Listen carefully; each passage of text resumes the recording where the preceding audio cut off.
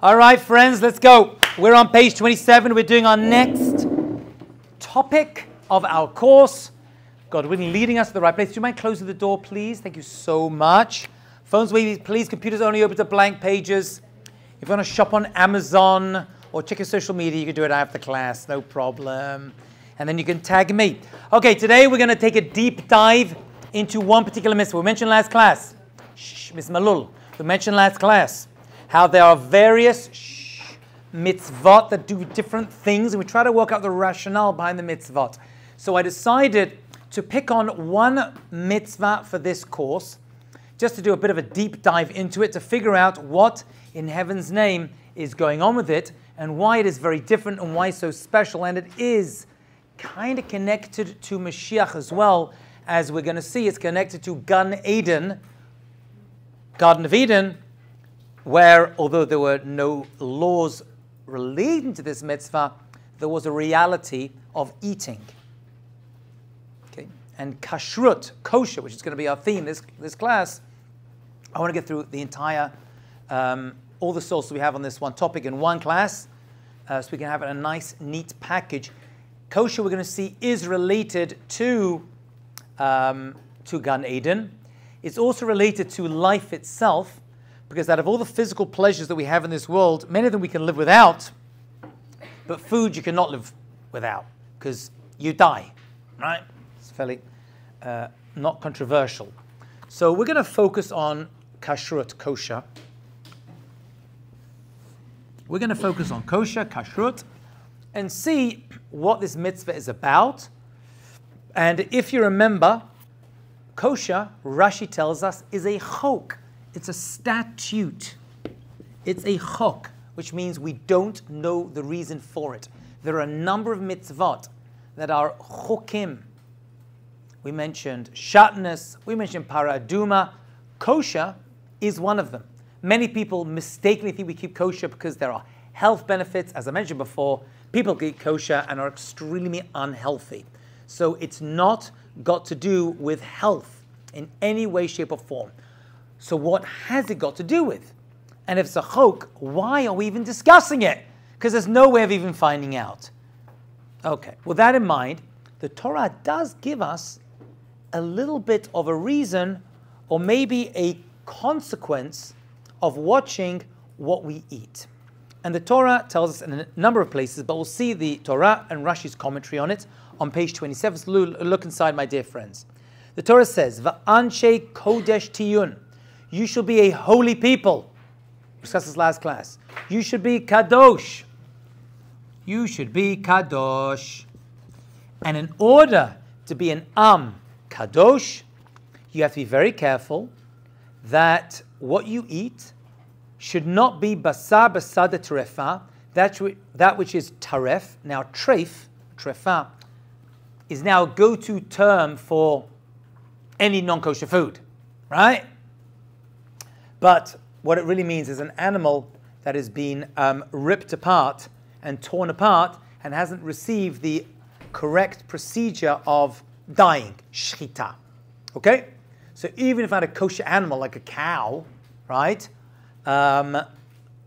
that's found dead and in great condition, you couldn't eat it because it has to go through, right? It's been attacked or it died through other circumstances.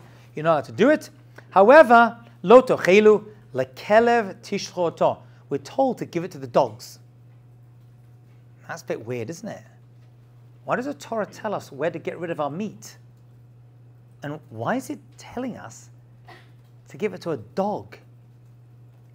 I'm not going to answer that question today, but there will be a class, God willing, in the not too distant future, we start discussing Mashiach, where we are going to talk about the significance and the messianic significance, I know it's going to sound weird now, of dogs, kalavim, and what dogs represent.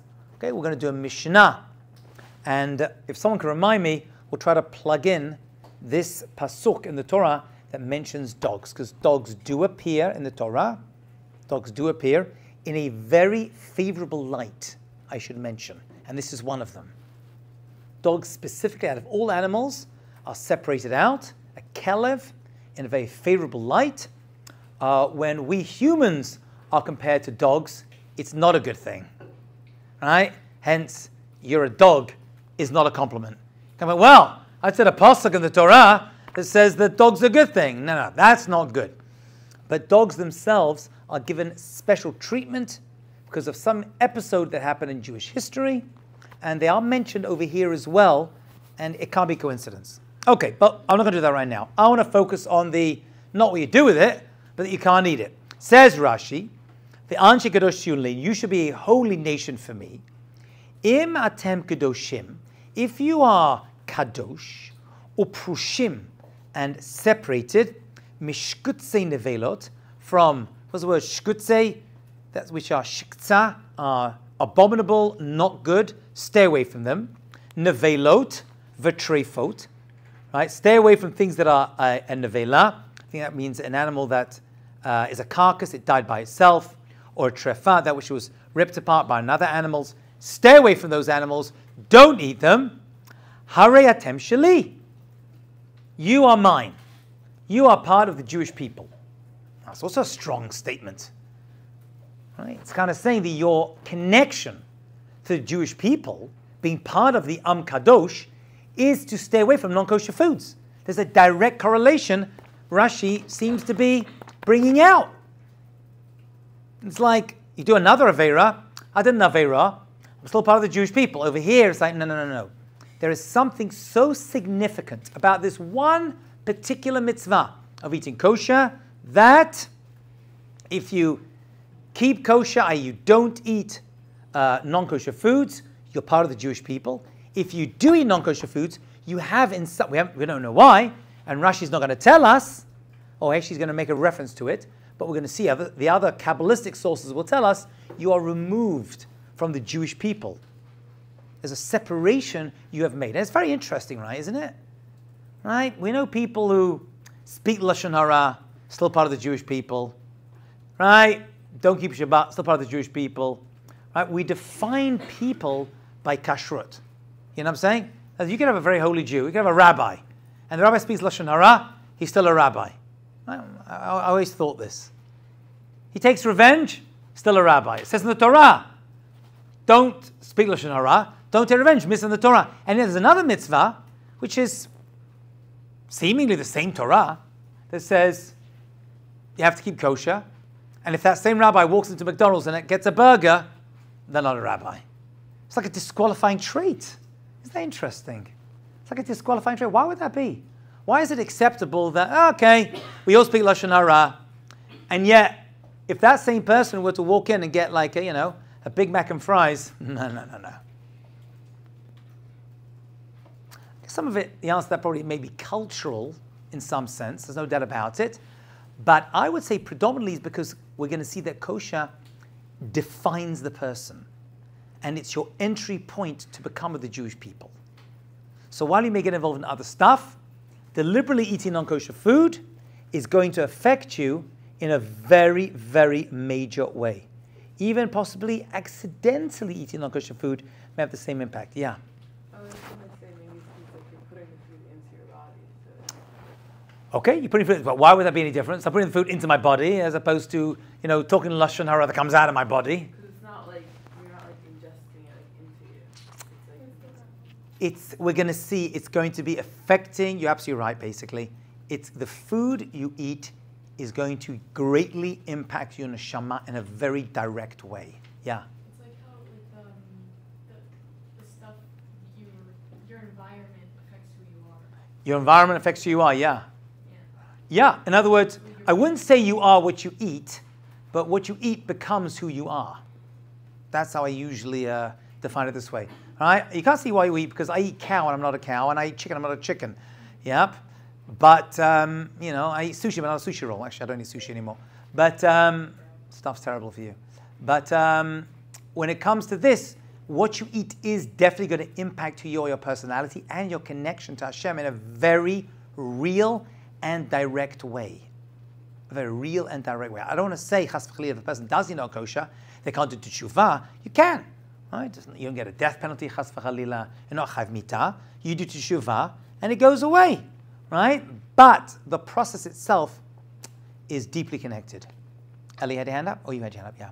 How does this relate to a pregnant woman being able to eat? Like, So she is not, because, very good. You are allowed to eat non-kosher food in order to save your life.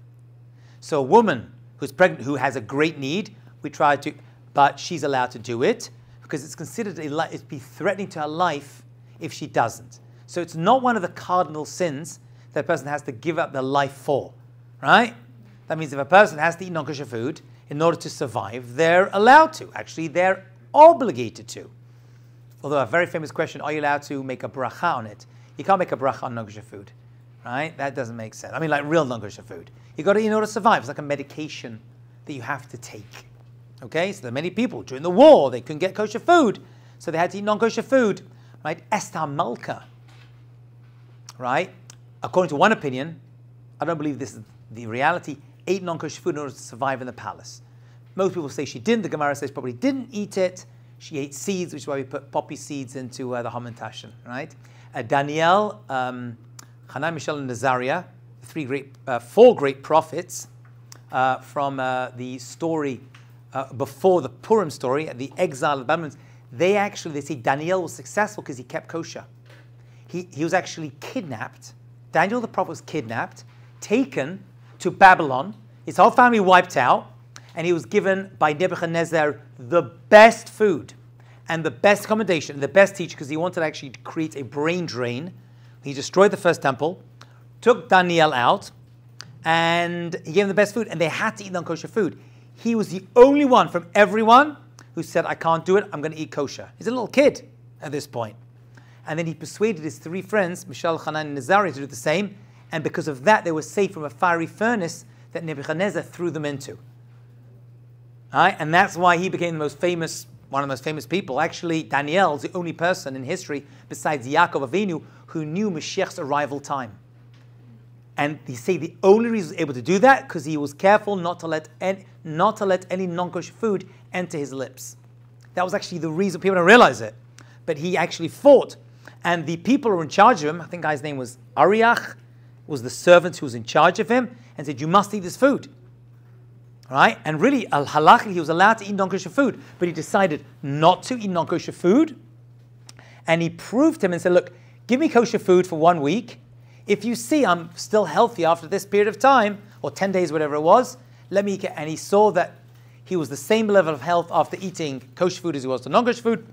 And for the rest of his life, from that point, and never did he ever eat non-kosher food. Because of that, he became the great Daniel and knew Mashiach's arrival time. So there's a very deep connection to it as well. That's in my head because I just taught a whole course on Daniel the prophet. Okay, so that's Rashi.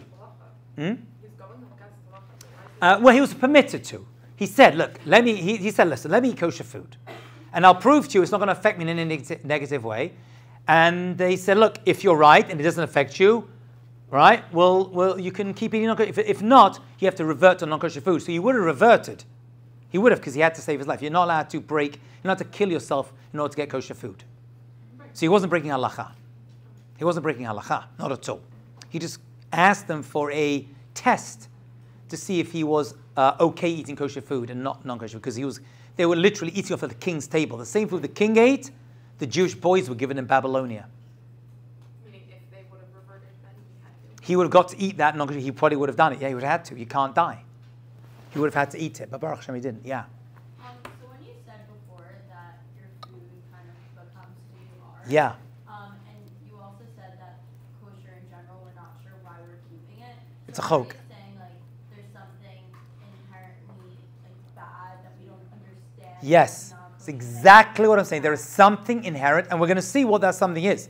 The Kabbalists are going to give us an insight, the Ramban and others, as to what that thing is. It's a glimpse. It can't be a reason because it's still a chok. But maybe the reason the Kabbalists do it is because it's on a soul level, and the Torah does not operate on a soul level. It's over the mitzvah is and the rationale behind it. This has no rationale, but having said so, we're going to see when we get there some ideas behind it. Okay, let's finish off the Rashi. And he says, if you eat kosher, hariatem sheli, you're mine. Vim lav, and if not, enechem sheli. You've deposed yourself as Jewish people. Okay, this is not under coercion. This is just like a person could eat kosher. They decide to eat non-kosher food, right? You've removed yourself from Hashem. Very strong words. That's right. I'm just reading Rashi. You see in the black and white. Right? Don't shoot the messenger. No, I'm being serious. Don't shoot the messenger, right? That's the pasuk, and that's the Rashi. So one of the Acharonim says like this. He says, Hatam, lomar habehema tameot. According to the simple meaning, the reason it's forbidden to eat impure animals, lefia pshat, kihem molidim afushra. They can negatively affect your neshama. That's why it says, kadosh. Your level of kedusha is based on your neshama, your actions that impact your soul. So he's saying, right, obviously there's something inside non-kosher impure animals that affects the Jewish people and only the Jewish people. This is not a mitzvah for the Ummot HaOlam. They don't need to keep kosher. They're fine as they are. There's something about being Am HaNivcha, the chosen people, who have to receive the Torah and keep the Torah, that non-kosher food is going to impact them in a bad way, and it's going to not affect their bodies. See? Like many, unfortunately, ignorant people say, oh, it's a body thing, it's a health thing. It's not. It's a soul thing. Right? It's going to somehow prevent them from reaching Ledabek B'Shem Yitbarach. It's going to have, eating non-kosher food is going to impact your ability to be a spiritual individual with Hashem. It's gonna, well, I'm going to use the word right now, it's going to block, it's going to, tamum, it's going to block a person's soul connection to Hashem. That's what non-kosher food, again, there is no mitzvah to eat kosher food. You just can't eat non-kosher food. It's a lot ta'aseh. So all you're left with is kosher food. So non-kosher food blocks. Kosher food allows the flow to come in. Yeah. Isn't it a thing that one of the reasons, not one of the reasons, but like one of the reasons that we don't eat like halal with salads because of the health? No, I'm saying it's not health. It's not health. It's health of the soul, not the body. It's exactly what I want to get away from. It's not health. That may be a benefit, right? Many mitzvot have reasons, and they go with benefits like Shabbat, right? I'm able to rest in order to, I don't know, get a better deal on Monday or something. But that's not the reason for Shabbat. That's just the benefit that may come with it. Maybe it's a benefit, but then again, maybe not. And in most cases, just because you keep kosher, we see many people who keep kosher who are extremely unhealthy. So it can't be that. It cannot be that. There is a little bit of Kabbalah that says since non-kosher food is non-kosher, it becomes a disgusting animal, right? So it's the other way around. It's not that it's not kosher, we don't eat it. So we don't eat it, so it's not kosher, and therefore it's disgusting. There is a little bit of interplay, but it's not a health thing. Okay? And so far we haven't seen it. We've seen Rashi. We saw the Pasuk, Kadosh. We saw the Rashi, connection to Hashem. We saw the Akanati. He's saying that it's somehow affecting your soul in a negative way. The Sforno says this thing of kosher and non-kosher isn't a recent discovery. And we know that because there's a story in the Torah that actually goes into kosher and non-kosher foods. Even before the Torah existed, even before Avraham Avinu hit the scene, there was a knowledge of that which was kosher and that which was not. Which story was that? Noach. Although Noach didn't have the mitzvah of kashrut, because that was only given at Har Sinai. Only Har Sinai we see the rules of kosher. That's where they really kick in. And Noach obviously lived way before. And yet we know, does anyone know actually how we know that there were kosher and there was a knowledge of tahor and tameh animals? Yeah. Yeah. What did it say? When he put the animals in the ark, there were kosher animals were, non-kosher animals were 2 by 2. Actually, kosher animals were 7 by 7. So there were more kosher than non-kosher animals. That's because he had to brought them as, he knew he was going to bring them, or their offspring, I guess, as korbanot later on, when he got off. And he needed kosher animals for that. So more kosher animals were needed than non-kosher. So even before the Torah was given, says the Sforno, Kodem Matan Torah Noda Hevdel, there was a Hevdel, there was a separation of Tameh and Tahor. In other words, it goes deep into the actual animal itself. Kamavura ben Noach, as Noach knows, Mikol Makom lo asal Noach achilatam. Right? Nevertheless, it was not prohibited. He could eat non-kosher food. Right? V'yotcha kodesh ein ro'il lacha liot nizom asur. But the Jewish people, since we are holy, we don't eat these things. So he was allowed to, he knew there was tameh and tahor, and yet he was allowed to eat that which was tameh because he's not, there was no Judaism at all. And yet, even so, he ate non-kosher foods. Okay? In those days, well, by the way, we know we're going to see one of the mitzvah that Noach introduced was a mitzvah related to this. Which one of the Sheva mitzvot was actually created or given to Noach in his day? What one of the 7 mitzvot that apply to all the non-Jewish nations was given to Noach? Anyone know? Which one of the 7 mitzvot b'nei Noach? We call it 7 mitzvot Noach, but actually 6 existed from the days of Adam HaRishon. 1 was added on for a very specific reason and given to Noach. Anyone know which one that was? You cannot eat meat of a live animal. You cannot eat meat from a live animal. Right? Why was Noach given that mitzvah, and therefore all 7 are named for him? Because everybody up to his point, after the Mabul, became carnivores. Before, everyone was vegetarian. There was no eating meat. And therefore, the days of Adam Rishon. For the days of Adam Rishon, vegetarian. Right? Maybe there were other beings and creatures that existed before that did, right? That were carnivorous. But for the days of Adam Rishon till Noach, everyone was vegetarian. After the Mabul, everyone started eating meat. Some say when Mashiach comes, we're going to revert back to that. I hope not, because I like steak. Okay, that's just the truth. Okay, so actually that was connected. So there was an element to this day of not eating the limb of a live animal that does still apply for the non-Jewish nations. Okay, let's turn to page 28. Says the Kli Yakar, so we're going through the various sources of this. The reasons for the laws of kosher is not physical health benefits, as the Ramban explains. We see that non-Jews eat non-kosher foods and are healthy. Right, it's there. Hello, mafurash, explicit. Rather, the purpose of the well-being of the neshama, l'refuat ha-neshama. Why? So he says, ki migarshim ruach taharav kedusha. They remove non-kosher food eating for a Jewish neshama removes the spirit of purity, tahara, and kedusha, holiness. Umolidim. And it creates, now here are the key words which the Kli Yakar is getting from the Gemara. Atimut hasechel, it blocks your mind. Va'achzariyut, what is that? Achzariyut. Anyone know what that means? It makes you cruel. For a Jewish person, only a Jewish person. There's something about ingesting non-kosher food for a Jewish person. He says, okay, I don't know if this is a reason or a rationale, but it's a reality, that non-kosher food consumption somehow is going to affect your personality in a negative way. V'zeh dafka mol alehem l'Yisrael. This is only for the Jewish, non-Jewish people. It doesn't affect them in any negative way. They can eat whatever they want. They can eat pigs. They can eat animals that have been discarded, doesn't affect them.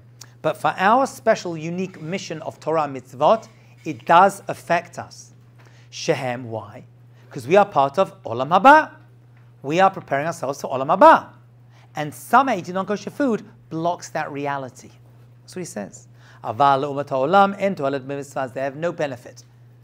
Right? A non-Jewish person wants to eat non-kosher food, doesn't affect them. I mean, you should know that much kosher food goes to the non-Jewish market.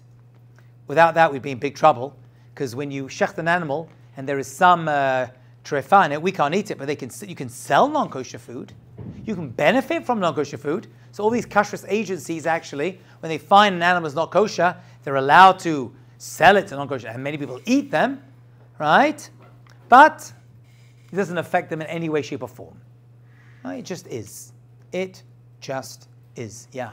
When you say that it only affects us because we're preparing for the world, For Olam Haba, yeah. so non-Jews. They also get to Olam Haba, but they don't need this. Their Olam Haba is different from the Jewish Olam Haba, and kashrut is not part of the cheshbon for them, but it is for us. We all live the same Olam Haba. Well, there is only one Olam Haba, yeah. But the level of Olam Haba is different, as we'll see when we discuss Olam Haba. Okay, so let's look at the Gemara. So the Gemara tells us that we're going to learn out a lot from this Gemara, not just about kashrut, but kashrut seems to be the launching point. And it was taught in the school of Rabbi Yishmael. That's a great name, that. Isn't that a beautiful name, Yishmael? How come you don't see Yishmaels nowadays? Why did you do that? Why wouldn't he? It's a beautiful name. Because of Avram's son was called Yishmael. It was a beautiful name then too. And he did teshuvah at the end of his life. Yeah, we're going to see. And that's why the Ishmaelim, although this is hard to believe, are going to do teshuvah. They get merits. And we're going to discuss this name. We're going to see an amazing piece of Torah from Rav Chaim Vital, a student of the Arizal. And he's going to talk about this name. And when we get to the various Galiot, we're going to see we're actually in the Galut of Yishmael right now. So hold your horses. We're going to come to that. This has got nothing to do with that, by the way. It just happens to be Rabbi Yishmael's teacher. I just mentioned that it's a beautiful name. You just don't meet the Yishmael Goldberg. But Rabbi Yishmael used to be, I guess there were Yishmaels among us. It lost favor among our people. But Yishmael, God listens. What beautiful name is that? We'll see. A lot happened from the Bnei Ishmael who took over, started to mistreat us, right? That ended up not being so popular. It's like before the war, there were many people, Jewish people, called Adolf. Yeah, after the war, so unsurprised, yeah. There's actually a school in Monsey called Ashar. I think the heir of Ashar is actually Adolf, I think, but they don't put that there anymore. Right? It lost favor. Same thing. But it's actually a beautiful name, Yishmael. It's just when something bad happens, it kind of loses. So the Ishmaelites started to cause a lot of trouble. Okay? And they're the descendants of Yishmael, the Arabs. Okay, but I think that name's going to come back. I'll prove to you when we get to Mashiach, we'll discuss that name in a lot more detail and what it's really referring to. Right? Well, Mashiach comes anyway. So hold your horses for that episode. Okay, fine. So it's taught in the school of Rabbi Yishmael. Aveira, doing sins, metamtemet libo shel adam. They block up a person's heart. Okay? When you do a sin, it's blocking your heart, your connection to Hashem. Okay? Shneimar, as it says in the Torah, in Vayikra, Leviticus, Yud Aleph, Mem Gimel, 11:43, V'lo titamu behem. Do not become contaminated through, basically that pasuk is talking about eating insects, which for the most part are not kosher. Except one, which we're going to see, the chagav. We'll get there. Fine, so it says over there, look at the word, lo titamu. Titamu means impure. You see that? From tameh. Tameh. So it says, don't do it. V'nitamtem bam, because you're going to become contaminated. And it says, al tikri v'nitmatem ella v'nitmatem. It's a play on words. It's saying that we know eating on kosher blocks a person's neshama as a Jewish person. Why? Because the Torah says non-kosher foods are tameh. And the word tameh is related to the word nitamtem, which is related to the word of a language of blocked up. Nitamtem. So nitmetim becomes you tameh. And it says, you know what that word sounds like? And has common letters with another word which means blocked up. Right? Atum, blocked up. When I was in Israel during the Gulf War in 1990, there were going to be chemical attacks on the Jewish people in Israel. When I was my year course in Israel in 1990, I'm showing my age, and we had to go to a cheder atum, a sealed room. It was sealed with tape because they wanted to gas attack us from Iraq. So these say, go to the cheder atum, they would say. So atum means blocked. So tameh, impurity, is related to blocked. What's blocked? Your neshama is blocked through tumah of non-kosher food. What's Rashi going to say? What does metam temet mean? Otemet v'sotmot mikol chokhmah. It's going to reduce your wisdom. You become less wise. There is a story which I will tell you. I don't know if it's true, and some people get upset that I tell the story, but it's one of these stories that is told in yeshivot. And it goes like this. The Rambam, Maimonides, was very involved with the Jewish community of Yemen. Shh, guys. Sorry. If you want to talk, go outside. The Rambam was very involved with the Jews of Yemen. The Yemenite Jews looked to the Rambam as Kadosh. And we're going to talk about him because he gave a lot of chizuk and a lot of learning when it comes to Mashiach. And actually, he prevented a false Messiah from taking advantage of the Jews in Yemen. There were many, many false messiahs, so he helped them with one of them. Anyway, there's a story, the Jews of Yemen wrote him a letter and said, we have a problem. A lot of the Jewish boys are going off the derech. We don't know why. It was very rare. It was a very religious community and has been and still is. And he responded supposedly, although it doesn't sound like the Rambam, but supposedly he responded and says, check the knife of the shochet. Check the knife of the shochet. And they checked, so it was tameh, it was broken, it was chipped, it had a cut in it, and obviously a shochet's knife, a slaughterer's knife must be completely clean and straight with no nicks or cracks in it. It was rendering the animals not kosher. And then they fixed it, and all the kids came back. Like the non-kosher food that was, even though it was happening accidentally, the shochet wasn't, he was blameless. He didn't understand. He wasn't checking his knife. I mean, he wasn't completely blameless. He should have checked his knife. But that wasn't his intention. And the kids were eating it, but just eating non-kosher food was infecting them in some way. It was impacting their neshamot. That's the story out of the Rambam. Okay? All right. So that's what Rashi says. It somehow blocks up a person's wisdom and impacts them in a negative way. The Ramban uses a very strong language. The Ramban uses a very strong language, and it says, Lo ta'achal kol to'eva. We're told not to eat anything disgusting. So the Torah says, we wanted to add an explanation for forbidden foods and says, don't eat anything disgusting, to teach you that foods that are not kosher are not just like not kosher, they are considered a to'eva. They are disgusting, an abomination. They are gross. Gross in what level? Not a physical level, but on a spiritual level. Right? For a nefesh, which is tohara, which is pure. Okay? That's what he says. And then the Ramban says something even more fascinating. And this is a bit more Kabbalah, because we're now discussing the impact of non-kosher food on the neshama, on the soul. And the Ramban is going to give us, again, I don't want to call it a rationale, but he's going to give us a bit of a glimpse, an understanding of the impact of non-kosher food on the neshama.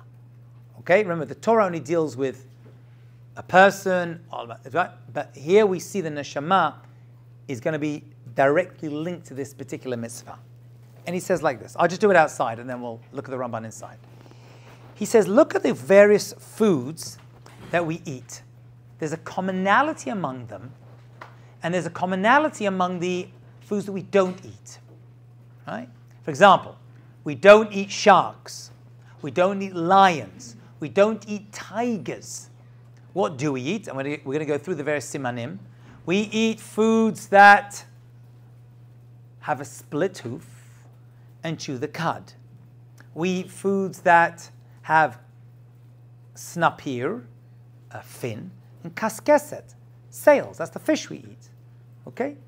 So he says you'll notice that what we're avoiding, for the most part, are animals that prey on other animals, and we eat foods that do not prey and naturally attack and eat other animals.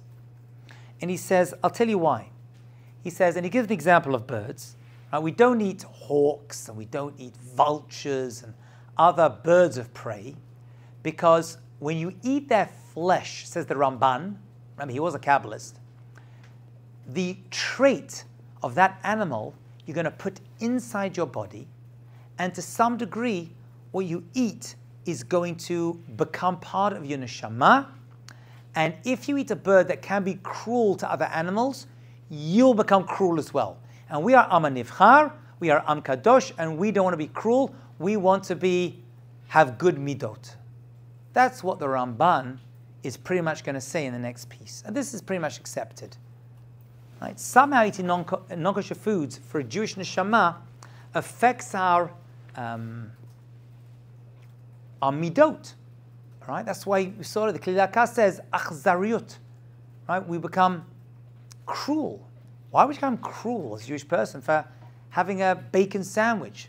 And the answer is because there's something in the animal that has a level of nefesh, a certain life force that you're going to eat, and it's going to impact you in a negative way. And it's going to end up playing out on your personality. So shooting an animal, well, that's fine for non-Jewish people, that's all well and good. But for us to do that and killing in such a way, renders it non-kosher, it's going to impact you in even if it's a kosher animal. Right? Shoot a cow. It's a kosher cow. The food is not kosher. Somehow that process of you doing that thing is going to negatively impact you when you eat it. That's what he says. And we'll see it inside, I'm not making it up. Kasher yadanu, he says it's known.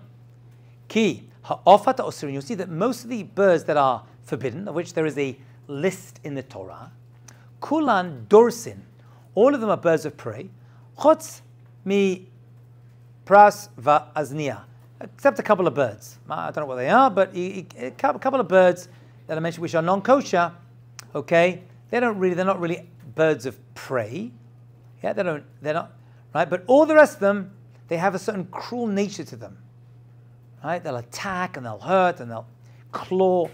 Actually, one of the ways to figure out whether a bird is kosher is how it holds its claws on a pole or something, or a string. He says, therefore, since we, the Jewish people, have a special obligation to be the Am HaNivcha, the chosen nation, and have good midot, Hashem, and be merciful, be b'nei rachamim, merciful on other nations. Yep, and we are told to v'ahavta l'recha kamocha, love other people like we love ourselves.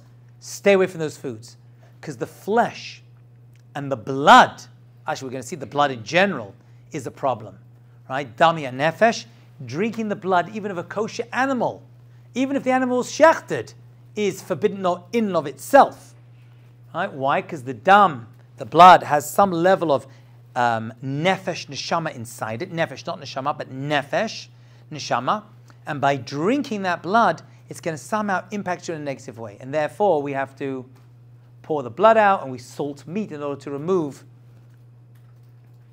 all the blood inside that creature. Yeah. Two questions. One, are pigs considered predators? Are pigs considered what? Predators? So, I don't know, there's something about them that makes them... Pigs are an unusual animal, by the way. And when we get to Mashiach, we're going to talk about pigs too, because they're going to return. The word for a pig is chazir, because in the end of days it's going to return. That may be a reference, and most likely is a reference to a nation that acts like a pig. A pig is actually not as bad as eating a fly, by the way, an insect. A flying, walking creature, actually halachically, the Gemara tells us, is worse than a pig. We just don't like pigs, and they get a much worse rap among non-kosher foods because they're hypocrites, because they have a split hoof, but they don't chew the cud. So on the outside they look kosher, but they're tocha nokabaro. It's not like the outside. They don't chew the cud. Therefore, we don't like pigs because they're hypocritical. Maybe that's why it gets such a bad rap. But a pig meat actually is probably not as bad as eating a fly. I know it sounds weird. Yeah. Also, for the hypocritical point, doesn't it kind of sound hypocritical that we're like, oh, we don't eat predators, but we still kill animals and eat them? You are very, very good. You are very good. Since the days of Noach, you're right, animals are there to serve us. I know we live in a world where, every animal's got a personality, but since Noach, you're allowed to kill an animal for its skin, you're allowed to eat it. They must be treated in a respectful way, killed by a shochet with a very straight and sharp knife. And there's something called tsar balei chayim, but it is 100% halachically permitted once you fulfill the other obligations of not mistreating the animal. And the Rambam says not force-feeding animals, by the way. The Rambam specifically says you should not eat animals that are force-fed. Interestingly enough. I don't know if a Wagyu beef, is that force-fed? No, it's just like massaged or something, or something's happened to it. It's given very good foods. I don't think they force-feed it, right? But he says you should try not to eat animals that are force-fed. Animals should be treated well, but we can use them. They're there for our service. They are there for our service. Doesn't that seem like a little, I know in your 2024 eyes, where animals are the same as humans, or even better, because most people prefer their own animals to their own family, maybe so, but that's not the reality. The reality is, animals are there for us. They're there to serve us. They should be treated well. And they may be killed for a good purpose. By the way, hunting is probably a big problem in Judaism. I should mention that. Hunting for pleasure, like shooting arrows or whatever, shooting guns just to maim an animal, not to cull it in order to improve life, but just for fun as a sport. Even fishing with the intense purpose of catching, if you're fishing to catch a fish in order to eat it, right? But just to drag a fish out of the water and giving it tzar b'chaim, just throw it back, although it's one of the biggest sports in the world, but as a sport, not as a way of living, it's probably asur. I don't see the reason why a person, I know it's a big, big sport. If a person's fishing and they pull out a non-kosher animal, okay, then that was my intention, I'll throw it back in. Right? But if you fish in order to catch, in order to eat it, that's totally permitted. But just to do it for sport, knowing fully you're going to throw all of them back in, I don't know why that's allowed. I don't think that's halachically permitted. I have to look into it, but it doesn't make any sense to me. But if you're eating because you want to eat it and you enjoy it, you're completely allowed to do it, and a person who decides to do that is not seen in any bad light in Judaism. There's no obligation to be a vegetarian. And there's no milah to be a vegetarian. If you want to be a vegetarian, go right ahead. You can be a vegetarian, you can be vegan. No problem. But such a person is not at a higher level as a person who doesn't eat meat. Absolutely not. If the animal's purpose is to serve us, then what's the purpose of the non-kosher? Oh, for the rest of the world to eat. They're fine, they can eat them. They're not limited to only kosher. Only we're limited to kosher. If they want to eat pigs and other animals, that's fine. We're not the only people in the world. We're the only people in Monsey and Borough Park. We're not the only people in the world. Yeah. What about rough cook that like was like you can't? Okay, so there's a lot of misunderstanding of rough cook. Some people say he was a vegetarian. Some say only eat meat on Shabbat. The Arizal only ate meat on Shabbat. But that also be Kabbalah. Because according to Kabbalah, when you eat meat, you're lifting up the souls that reincarnated and end up in that fish or that cow. So he only felt he had the power on Shabbat to lift up those in the Neshamot. That's what they say about the Arizal. That's why we have fish on Shabbat. Dag b'dag. Because dag is Daled Gimel, which is 4 and 3, which is 7. So we're there to, that's Al-Pi Kabbalah. But really it's a delicacy, and we have to eat delicacy foods on Shabbat as a form of Onyx Shabbat. Right? But you can't turn around and be like, well, therefore. So were there rabbis in history who were vegetarian? Yeah. Does that mean I have to be vegetarian? Absolutely not. And I don't believe, and I've heard this, but I don't believe it's true when Mashiach comes, all become vegetarian. The korban not going to return. Sacrifice is going to return. They're going to be animal. We're not going to be sacrificing tofu. Sorry. I'm not going to get a lot of hate online for that, but that's the truth, you know what I'm saying? Okay. So the Ramban says, therefore, this is his commentary on Devarim. Look at page 29. You're only going to learn the stuff with me. He says, oh, by the way, we have to add, he's going to say something else. We know that the worst non-kosher food to eat is actually, or the most strictest, I should say, is basar b'chalav. You're allowed to sell non-kosher meat for profit. You can benefit from non-kosher meat. You can feed your animals non-kosher meat. That is not a problem. You're not allowed to benefit, get hana'ah, from kosher meat and kosher milk when they are cooked together. You cannot eat it, you cannot even cook it, and you cannot get benefit from it. It's only kosher meat. Kosher meat. It's weird, right? But it's kosher. What's that about? Lot of ashel gidi b'chalev imo. Don't cook a kid in his mother's milk. We're going to see this includes all meat and all milk and all animals. We're even going to include chicken, although halachically chicken is probably not real meat, but we consider it meat because meat and chicken are always sold together, which to this day they still are. Right? Fish is somewhere else, but if you go to the meat section, any supermarket got meat and chicken together. So because of the slippery slope, right, we don't do that. Although there were rabbis from the time of the Gemara who say we should not categorize chicken as meat. Rav Yossi Glili, I think, didn't.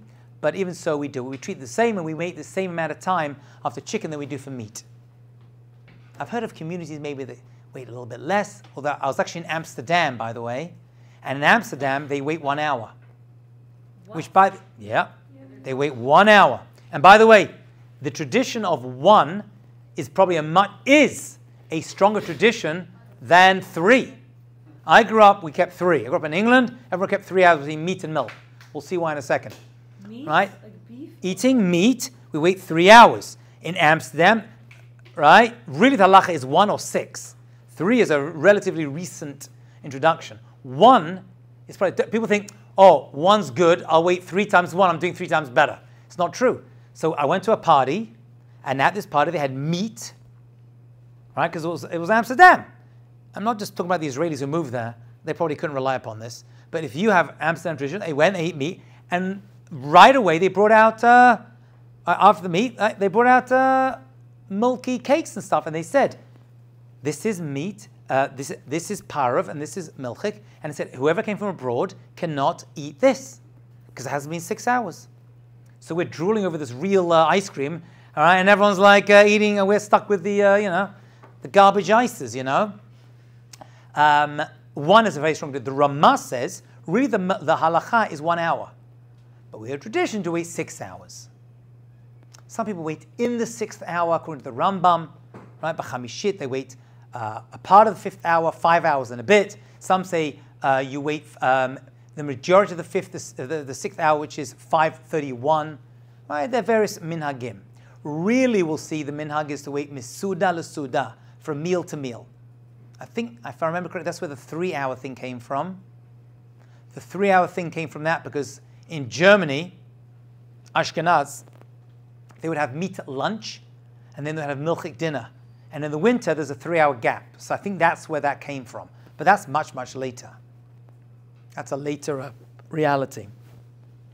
So if someone starts to stop eating milk after meat, they should start at 1. If you're Sephardi, though, the Shulchan Aruch says you should probably do 6. I'm saying right now. So if you're Sephardi, you should do 6 hours. Okay? So what's that about? Why is that considered, and why is it so strict? So, I don't know. It's a chok. You can rationalize and say, well, since in a kosher home you only have kosher meat and kosher milk, right? Since the possibility of them, so an extra prohibition by meat and milk was added, you can't even benefit from it. You can't feed your animals meat and milk that have been cooked together. Kosher meat and kosher milk, I should say. So maybe that's the issue, because they're both found in kosher homes. But the Ramban's going to say this entire mitzvah is related to the cruelty thing. It's cruel to take an animal and then cook it in its mother's milk. It's nasty. It's mius. It's just gross, right? It's inconsiderate. By eating that combination, you're kind of like buying into this cruelty. And then he says, and that's why we include all meat and all milk in it, even chicken, although it's d'Rabbanan. Right? We still don't eat milk after meat. It's d'Rabbanan with chicken. Okay, that's the Ramban. He says, you're a holy nation. Don't eat lot of ashel gidi b'chalevimo. Not because it's disgusting. Rather, it's forbidden in order that we should be holy regarding our food and not act cruelly and merciless nation, milking the mother in order to cook her child in that milk. Okay, it's just cruel. All meat and milk, even though it's all connected to it, kikol, minkat, anything which gives milk, right, and is considered the mother, and whatever has, receives milk, considered the kid. Therefore, whatever it is, it's all considered cruel. We don't do it. We don't cook or benefit. In other words, if you don't, I'm not going to eat it. I just want to cook meat and milk together. You can't do that. You would be allowed to cook a non-kosher piece of chicken. You would. But benefiting from it, cooking it, just cooking the process, right? Going to a chef's school as a religious Jew, where you have to cook meat and milk together, could well be problematic. I think if it's kosher. If it's not kosher, it may not be such a problem, right? But you have to ask your local Orthodox rabbi. But definitely when it comes to kosher meat and kosher milk, it's a problem. Yeah? Okay, for the remaining 10 minutes, let's just run through all the laws of kosher, so you have them at least over here. All right? Let's just run through all of it. So you have that. Okay? Though you can do an entire course on it. And by the way, to become a rabbi, majority of what you study is kashrut. Because it used to be one of the jobs of the rabbis to make sure everything was kosher. But nowadays, we're like you, we just, buy our stuff in the supermarket. Okay, let's start with beasts, with animals, behemot. They need to have a split hoof, and they chew the cud. Right, chew the cud is male gera. Right? They chew the cud. That means they have different stomachs, and they chew, they digest, and bring it back up again. Right? Chew the cud, it's called. And they also have mafreset parsa. Right? And shosat shesa, I think is the way you pronounce it. A split hoof that's completely split. Some animals have a partially split hoof, like a camel. Camel's got a split hoof, but it's got a webbing underneath it, I guess for walking on the sand.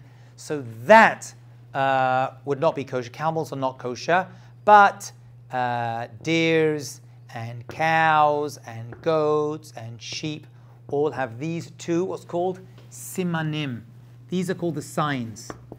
Right? These are called the signs. You need to have both signs. Okay? That's behemot, that's animals. Fish, dagim, fish, also need to have two simanim, and they are snapir, a fin, and kas, keset, and scales. Both of those. So eels and sharks are not kosher.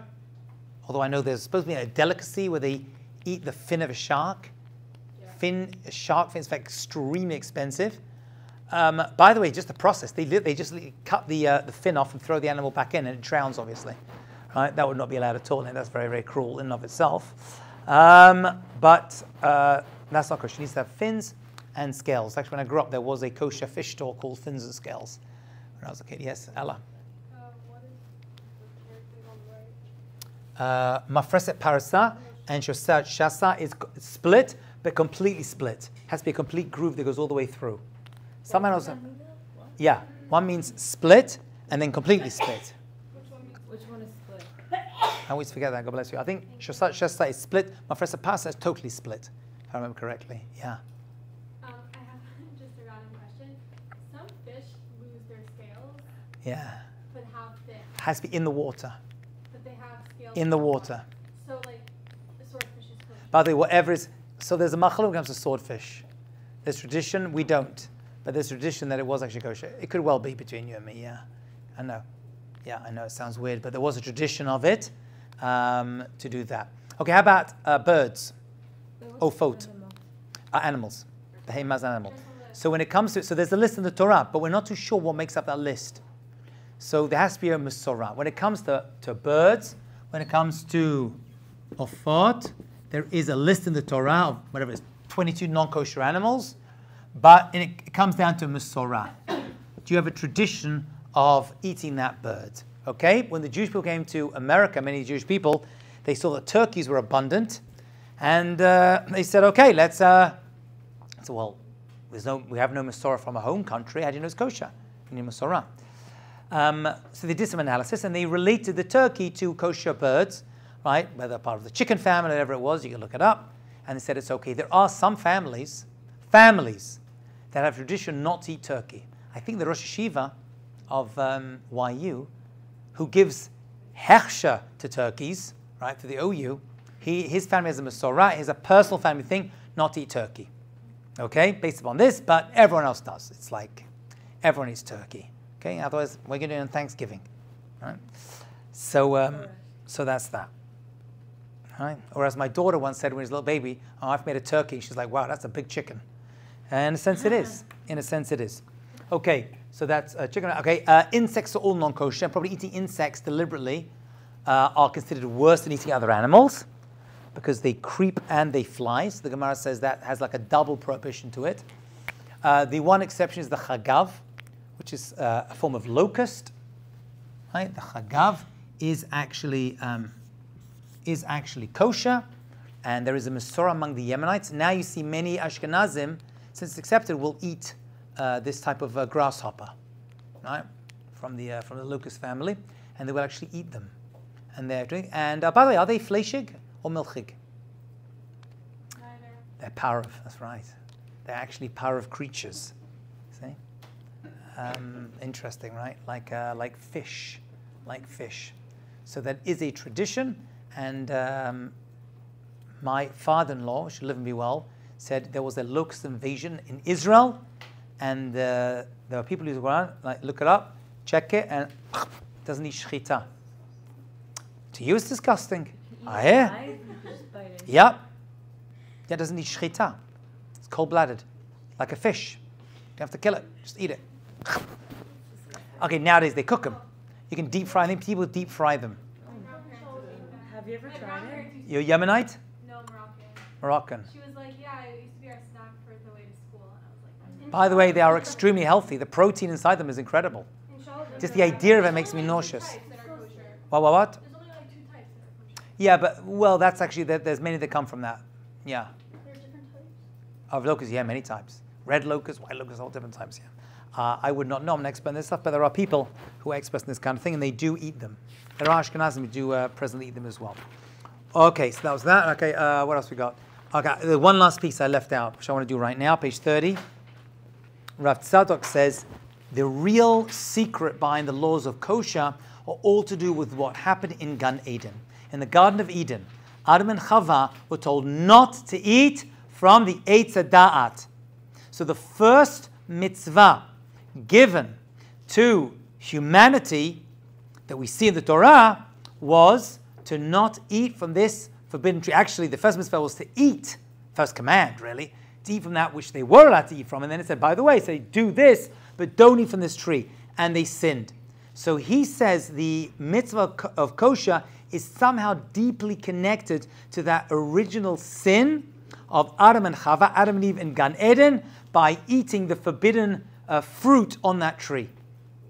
Okay? Although kosher didn't exist in those days, obviously, there's no Torah, but still, there's something inherent in eating that needs a tikkun from that original eating, and the way we manifest that, says Rav Tzadok HaKohen in the Pri Tzedek, comes from this.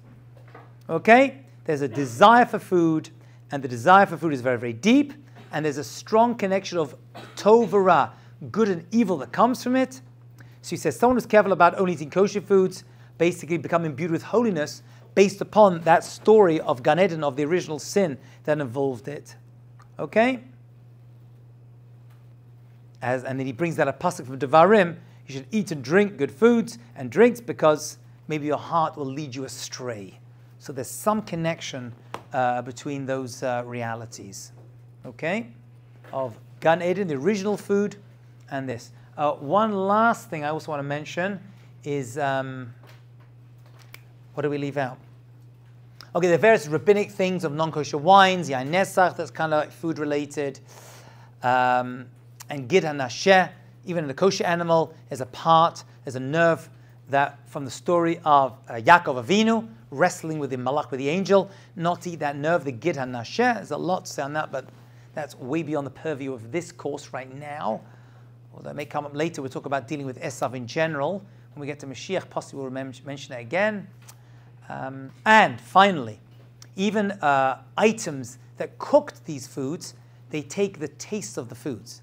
That's where the whole thing of kosher knives and forks, milchik, meat, right? That comes from our reality because heat and liquid transfer taste. Heat and liquid transfer taste. So that's what that's about. All right, Kinderlach? Are we good? All right, fabulous. We did a lot today. We finished it. We'll pick this up in Mr. Hashem on Tuesday. Have a Shabbat Shalom.